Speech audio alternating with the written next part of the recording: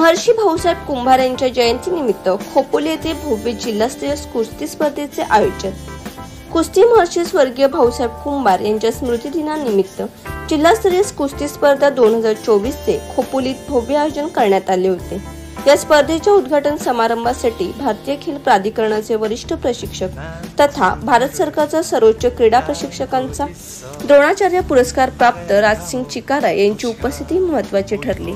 रायगड जिल्ह्यात कुस्तीचा प्रचार प्रसार व्हावा आणि लहान थोर पुरुष व महिला मल्लांना प्रोत्साहित करावे याच उदात्त हेतूने राजसिंग चिकारा यांनी उपस्थिती नोंदवली होती। त्यांच्या समवेत सहाय्यक प्रशिक्षक कन्हैयालाल यादव हे देखील उपस्थित होते।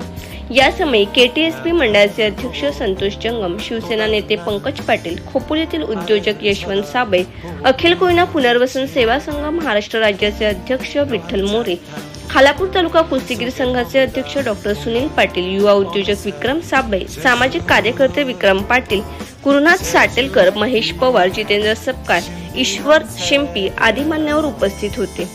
या भव्य स्पर्धेत प्रामुख्याने महाड, पनवेल, खोपोली, खालापूर, कर्जत, उरण, पनवेल महानगरपालिका क्षेत्र येथील 130हून अधिक पुरुष व महिला कुस्तीपटूंनी सक्रिय सहभाग नोंदवला होता। सर्व गटातील कुस्तीपटूंनी आपले कौशल्य पणाला लावून स्पर्धेची रंगत वाढवली होती। एकाहून एक सरस कुस्त्यांचा थरार सर्वांना शेवटपर्यंत खेळवून ठेवणारा होता। स्पर्धेतील विजेत्या व उपविजेत्या खेळाडूंना रोख रकमेसह पदक व प्रमाणपत्र देऊन मान्यवरांच्या हस्ते गौरविण्यात आले। या संपूर्ण बातमीचा आढावा घेतला आमच्या खोपोलीचे प्रतिनिधी नवजोत पिंगळे यांनी। ब्युरो रिपोर्ट, लोखंड वृत्तवाहिनी। आरोग्य जर तुमचं चांगलं असेल तर तुम्ही एक निरोगी आयुष्य, एक यशस्वी आयुष्य तुम्ही जगू शकता। जगदीश सर मला आल्यानंतर राजाराम सर इथं आपला लोगो अतिशय आवडला।